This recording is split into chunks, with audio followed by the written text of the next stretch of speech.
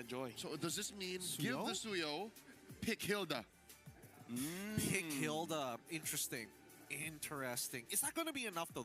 The time that we saw Kirk actually get his hands on the Hilda, his team got snowballed out of control, dropping a game against the Falcons. But now, first picks are going to be coming through. Let's see. RQ on the blue side. What do they prioritize?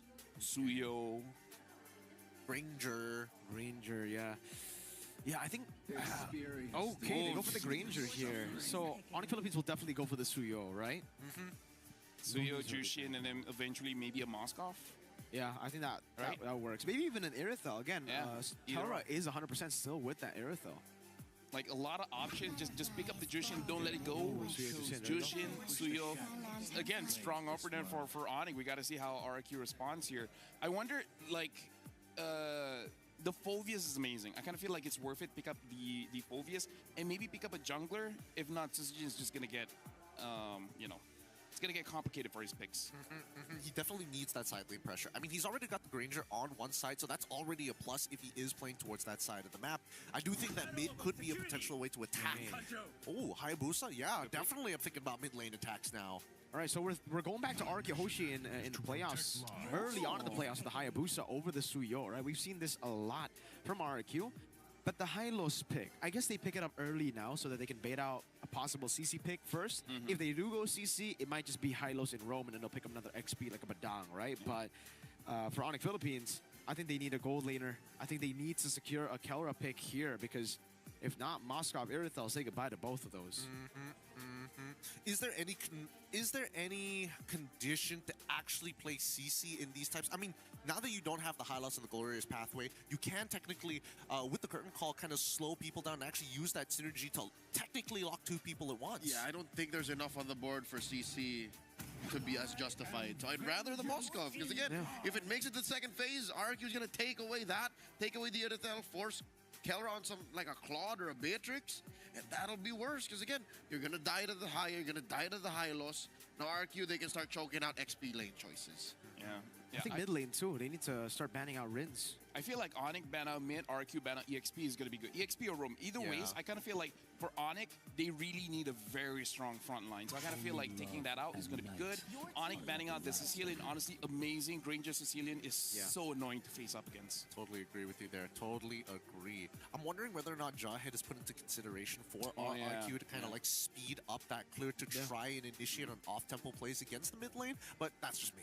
I think they still ban it out first, though, because again, ONIC Philippines this time, they are on the red side, right? So they have first pick on red side, can pick it up before RQ can, and that would be a big problem for the Hylos later. There it is. Also still left in the open, the CC, the Phoveus, the Lucas, of course, taken care of by ONIC. Gatot's still out in the wild. I'm also thinking, like, do they consider like banning out the Cho as well, not giving it over to ONIC?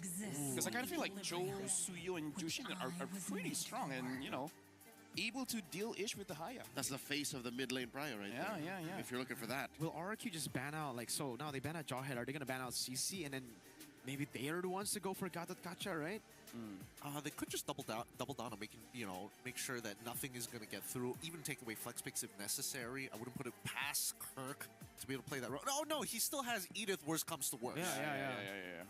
Double Revitalize for RQ could be the angle here. They already have a very strong gold lane to play front to back. Hayabusa will be kind of like the executioner.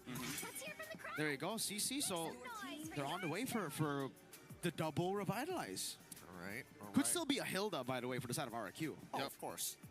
One of the few ways you answer the Suyo.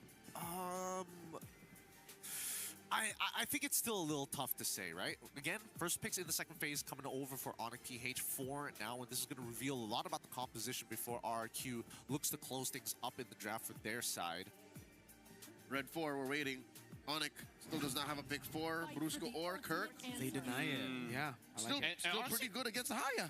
And the Granger, right? Like at one point, if the Hilda is having a very good game, the Granger has no choice but to shoot the Hilda and not actually dealing damage to who he wants to deal with. So now RQ Hoshi, seeing this kind of lineup, I'm really wondering what mid the Rins wants now that the Jushin is not there. And even Farsa, if ever Rins does get a Farsa here, like those are all heroes that are afraid of the Hilda. Yeah.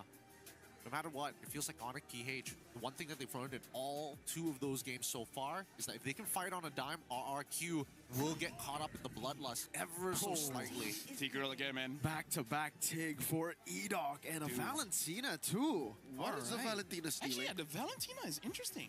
It's more on a comfort pick for Rins, being able to, again, we got to remember that Rins, even though, yes, he has improved on the high ground heroes, he is still a player who finds more comfort playing these kind of heroes that can play make and be up in your face. Yeah. It will technically make it slightly difficult for Suyo as well as the Hilda to play in that melee range, I guess, but that's a very small benefit. It is. Final pick for ONIC PH, looking for the roamer. We were mentioning just strengthening the mid trio. We're probably picking out something like the Cho here. And yeah, there you go. There's the Cho. So it's like in the world. It feels like a repeating conversation of saying like, yeah, ONIC Philippines, good early game, good setup, a lot of good comfort here. But KOSHI seems like they're finding ways to fight back, especially now that Edoc has that Tigreal. At this point, I can't call it. I don't know. Maybe this time ONIC puts Purify on. Maybe they respect they have to. Edoc this time. I mean, even more, they should punish Edoc now. They've got the heroes to do so. They've got the toolbox as well. We'll see the level of execution in this game, because now the question is whether or not ONIC Philippines is going to make sure that RQ stays tip-top, nice and sharp. All right, with that being said, game number 3 will begin shortly. I'm going to hand on over the mic over to Mirko and as well as Leo. Good luck, boys, for game number 3. She got a picture with King Kong. She digs the beast. In the second half of the draft, it seems like ONIC PH have turned on a dime and answered RRQ Hoshi's forward advances. But a questionable Valentina, but Mirko will die on this hill saying this is a Rin's comfort. How true is that? Very true. I think it's a Rin's comfort that might be able to get them a game win closer to that very valuable match point. Welcome to game number 3. It's a super family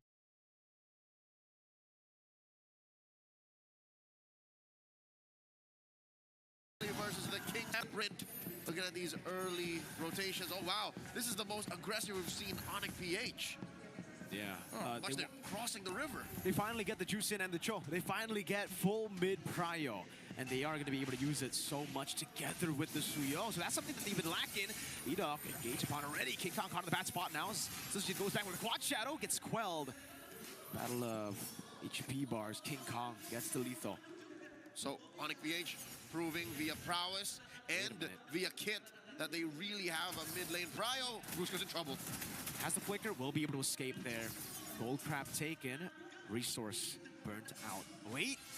No, I thought Suzujin was going to try to go for that kill in the bush, but we'll end up just going for the jungle camps. Is Suzujin to take it out of range there.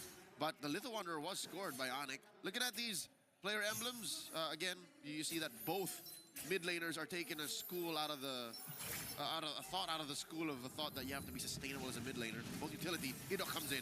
Good block by Brusco.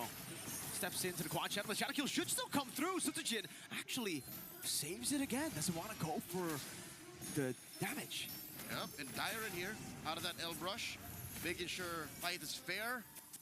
Kicks ONIC out. Forcing King Kong to say, hey, you get your orange or we go for the turtle. It's already started up. Less than half health. Super Friends needs to go into it. Soul Sever coming down. Red Tree won by King Kong. A fight in the turtle pit. King Kong gets the Quella. First blood. Oh, and the Crimson Flare repositions Dyron. Dyron might not survive. Wait, the Dragon Locket Rins down 2, and it's another kill. Dyron will fall. King Kong gets another. It's a triple kill for the Beast. He's eating good. Up about 2,000 gold now. ONIC Philippines are threatening everything from lane to lane. Even Toy's in trouble. Big bonk. Another King Kong starting the game with 4 kills. Charge surge through the wall. Toy didn't see it coming. There was nothing his Purify could have done. Beast on the Suyo. Oh, man. I'll tell you now, Mirko, about 80% of why I started playing Suyos because of King Kong. 2,700 gold, and I think all of it might be on him. If not, like 80% probably. Rins this game, even with the Purify early, it was baited out just through the, again, sheer amount of CC ONIC Philippines can use. knock them down. Yep. The numbers, Mirko, 1,560 is on Suyo over the Hayabusa. Thanks. And that's not even a kid. It's not like Tsujin slowing down. It's just King Kong is that fast on the farm. 3,000 over 16. Wow. I mean, it's also because he was just zoned away from his own buffs. Really well played by the Philippines, and you can see the hill. One more again going to be gonna look for the on, but he does have the sprint. Gets away from the glorious pathway. And looking for Lancer walking up too. This time they got purified. Wait, a dragon. Edok onto the bad spot now. Might be looking for the implosion. Does get the implosion onto the shove too. That's gonna kill coming down as well, but not enough damage to take them down just yet. Kirk very low. Tsujin re-engages. Kirk ready. Pops his revitalize. Oh, so the Hilda rather, and oh, the Crimson Beacon. Save it, Fritz! Super Fritz survives. Brusco with 1 HP. Toy looking for the shot, and they get away. No kills over to the kingdom. That was Dyron's Revitalize doing its darndest to help the rest of RRQ survive. But again, the priority and the quickness of ONIC PH's kit that come out when they needed to denies them that. Maintain the 3,000 gold lead, and even if it's RQ first to the turtle, there's nothing RQ could say. GTP, Leo, GTP. Grab that purple. He took it away from Tsujin. He's now going to be looking for the trade up top. Say goodbye to this turtle. It will not be contested. RRQ don't have the firepower. That's another major objective going over to the Super Fam. And look at this, Rins and Dyron. It's not even Rins and Edok. They're cobbling together formations, and they're still getting hostage by ONIC. Super tough now for RRQ Hoshi. This is a snowballing composition for ONIC Philippines. And you know, in the last 2 games, we haven't been able to see like a full mid trio win for ONIC Philippines, just due to the, again, picks. Selena game 1, Loi game 2. Also, I think it was also just kind of late into getting the item power spike or getting towards first few neutral objectives. But now finally, we get to see shades of normal ONIC Philippines with the trio mid win. And this is the ONIC that I'm sure RRQ have studied over the months. This is the ONIC with the blueprint that won them the M6 World Championship. Yet they're still seeing it in full force, working as it was late 2024. ONIC PH now pushing that top lane tier 1. Down bottom, Toy and Edok looking to make something work. They will have to concede. This is a fight waiting to break out. Turret for turret. Up top again, though, you can see Tsujin struggling to enter his own jungle. Down below, Edok gonna be caught. Lancer Flare, SOD! Taking Kelra down. Brusco taken very low. Rins walking up as well. Crimson Beacon into the midst of it all. Brusco caught in the glorious pathway, still able to shut Poo out now. The Purifies. The Purify gets baited out. Super Friends taken low, taken down. Tsujin gets the shadow kill. But now RQ need to disperse. Kirk looking for his man. He's on the mercenary. Tsujin still there. King Kong plays for Purify out, but gets so severed. Rin's able to escape. Dyron still in the midst of it all. Kirk going to be taken low. He gets the damage, the bonk, but it's not enough to take him down. Spear of Misery, one more shot. Kelra unable to get that kill as Toy shoves in the mid wave. Dyron and Tsujin on borrowed time.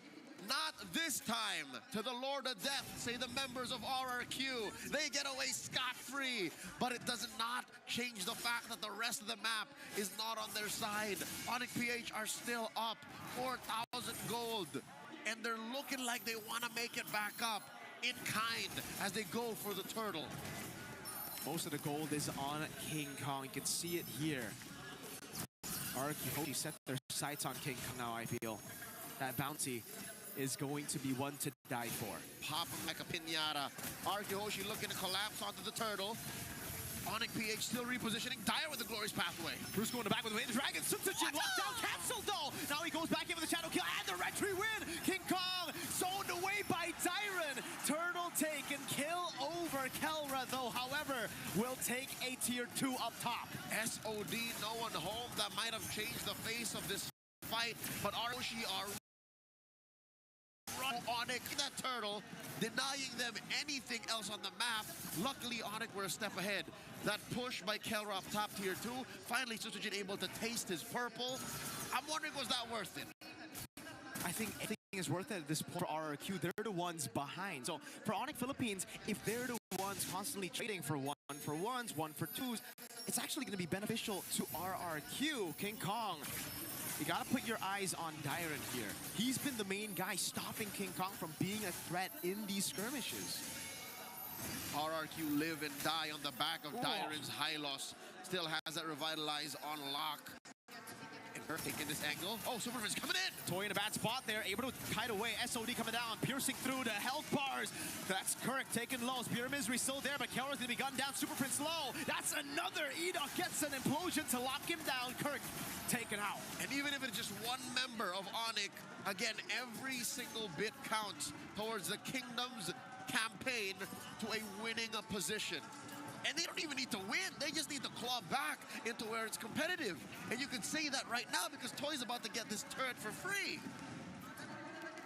I know how a snowballing Granger looks, and this is right now as close as it's going to be to actually calling a Granger snowballing in this series. He's doing a good job. 3 kills on the Sky Piercer, or is it 2? Either way, he's on the board much earlier than, say, even Kelra in Game 2, right? You have to wait a bit, and you can see the build, Melphic Roar. He's on the way for a Sea Halberd here, so he has put so much respect onto the front to back that he's going to be playing. Yep, Kirk is slowly going to have diminishing returns on the map. So far, he's died 3 times. Twice, didn't even really have much of an impact. Those deaths weren't even trades. They just really picked them off for free. So now, ONIC PH have to turn on a dime. They have to step on the clutch and say, hey, this snowball thing ain't working. What's King Kong? You're getting zone 2 offense. Next. Kelra, is this his top lane backdoor play? The split push? I don't think Dyer's gonna allow for that. Kirk out of that bush. Gonna go on to Super Prince. Watch didn't land earlier, but Toy's doing a good job at zoning them in the back with the Death Sonata. Brusco forced back, mid lane tier 1, going to be threatened. Rins, Crimson Beacon diving onto King Kong. Turret in the mid lane, gonna be very low. Not taken down just yet though. Super Prince gets taken out very, very low as well. His Crimson Beacon used. And they're sent home. Brusco and Super Prince, that mid lane duo from ONIC PH. A technical knockout for RQ Hoshi. I'd reckon that's a